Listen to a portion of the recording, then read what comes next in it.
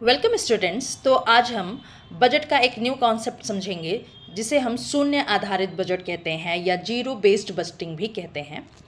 Budget का जो ये कॉन्सेप्ट लाया गया था उसके पीछे मुख्य उद्देश्य यह था कि सरकार के जो राजकोषीय घाटा था उसमें लगातार वृद्धि हो रही थी और उस पर नियंत्रण करने के उद्देश्य से ही इस कॉन्सेप्ट को लाया गया था।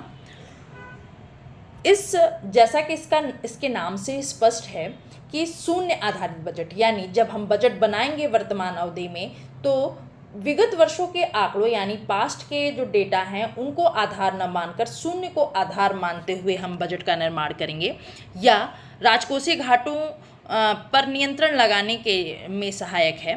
और ये जो कॉन्सेप्ट है ये सबसे पहले 1970 के दशक में जिम्मी कार्टर के राष्ट्रपति रहते शुरू किया गया था और इस शब्द को जिसने दिया उनका नाम पीटर पायर था। ये कॉन्सेप्ट ना केवल इकोनॉमिक्स के स्टूडेंट्स के लिए इम्पॉर्टेंट है बल्कि उन सभी स्टूडेंट्स के लिए इम्पॉर्टेंट हैं जो सिविल सर्विसेज की प्रिपरेशन कर रहे हैं। तो इसमें क्या होता है कि इस कॉन्सेप्ट के अंतर्गत प्रत्येक जो उत्तरदायी इकाई है उसका यह दायित्व है कि वह बताए कि किसी भी परियोजना में या योजना में रुपया खर्च करना क्यों जरूरी है और यदि इस योजना को नहीं शुरू नहीं किया गया तो किस प्रकार की हानि होगी। यानी कि प्रत्येक मंत्री को इस बात का प्रमाण पत्र देना है कि वह उसे किसी भी परियोजना पर धन व्यय करना क्यों जरूरी है। इसकी विशेषताएं क्या हैं?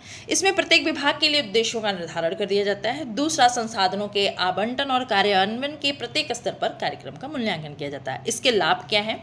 पहला तो ये है कि बजट में संसाधनों का आवंटन जो होगा वो कुशलता के साथ होगा और जो फिजूल खर्ची है उस पर नियंत्रण लगेगा। दूसरा कि अकुशल संसाधनों की पहचान हो जाएगी, यानी इनएफिशिएंट जो रिसोर्सेज हैं हमें उनकी पहचान हो जाएंगी और उन योजनाओं को बंद कर दिया जाएगा जो कम उपयोगी हो, जिनकी कोई उपयोगिता नहीं रह गई है।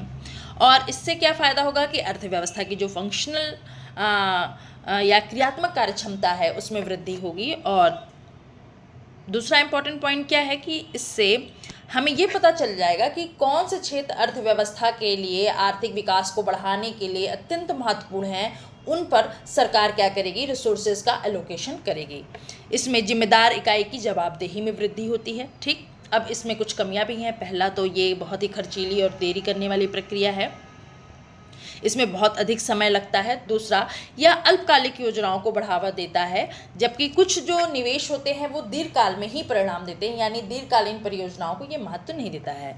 फिर भी इसका जो ये कॉन्सेप्ट है शून्य आधारित बजट का, इससे क्या होता है, इसका जो लाभ ये है कि अर्थव्यवस्था में संसाधनों का पूर्ण सदुपयोग होता है जिससे आर्थिक विकास को बढ़ाने में मदद मिलती है। Thank you for watching it. अगर आपको इसमें कोई भी डाउट हो या इसके रिगार्डिंग आपका कोई भी क्वेश्चन हो तो प्लीज़ कमेंट बॉक्स में आप अपना क्वेश्चन टाइप करिएगा। Thank you.